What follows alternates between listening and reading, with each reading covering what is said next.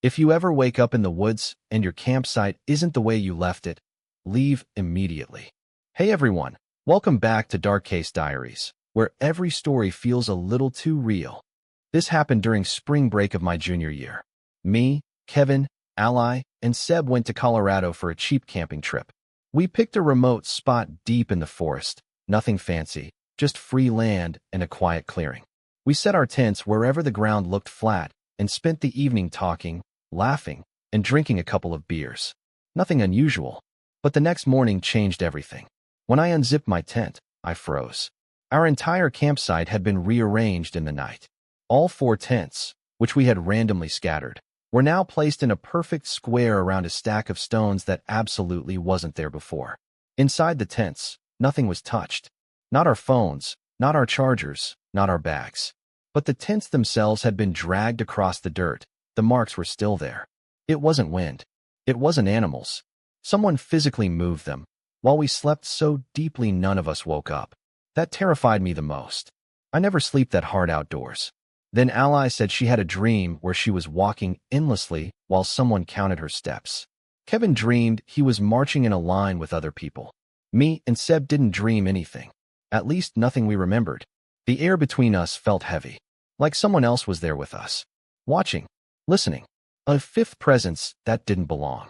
When Kevin accidentally knocked over the rock pile, the forest reacted. From far away, we heard a low grinding sound, like stone sliding against stone. Not thunder, not an animal, something else. None of us talked. We didn't need to. We just started packing at the exact same time, like we were all connected by the same fear. We were out of there in minutes. We never talked about that trip again. Not once. 5 years later, the 4 of us barely even speak. Sometimes I wonder if whatever moved our tents tried to move something inside us too, and maybe it succeeded. Story 2. My name is Simon, and this happened last summer. My girlfriend Cadence and I went camping in a remote North Carolina forest to get some alone time. The place had only a few campsites, all spread out. On the first night, a man named Aiden appeared from the darkness. He said he was camping alone, said he liked being far away from people, yet he wouldn't stop talking to Cadence. Something about the way he stared at her made my skin crawl. That night, around 3 a.m., I woke to voices outside our tent. Quiet, distant, like 2 or 3 people whispering.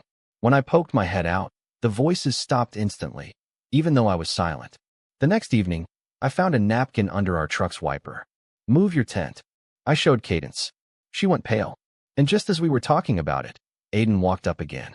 He told us the woods had strange activity. Abandoned tents. Footsteps at night. Things going missing.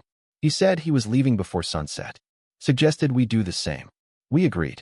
But while driving out, something made us both freeze. In the trees beside the road, 3 people were standing still, facing us. Not hiding. Not moving. Just watching. Cadence screamed at me to drive. And I did. I still don't know who those people were. And I'm scared Aiden might have found out the hard way. Story 3.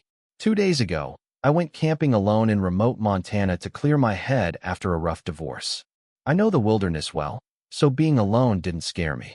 But when I reached a clearing, there was already an old tent there, moldy, collapsing, like it had been abandoned for years. Inside I found only empty cans, a sleeping bag, and a notebook filled with tally marks. Hundreds of them. That night, I woke to whispers near my tent. More than one voice. Circling me. Then someone grabbed my tent zipper and tried to pull it open. When it didn't work, they started scratching, trying to cut in. I pointed my rifle at the flap and yelled. Silence. Then footsteps, multiple, running into the forest. In the morning, the old tent was gone. Completely. No traces. No flattened grass. Like it never existed. But around my campsite were barefoot footprints, different sizes. One trail led to a tree. Fresh tally marks were carved into the bark. The same groups of 7 from the notebook. And hanging from a branch was a dead squirrel tied up with fishing line. That was the message. I packed and drove out without looking back. I'm convinced whatever was in those woods had been counting something. And I don't think I was supposed to interrupt it.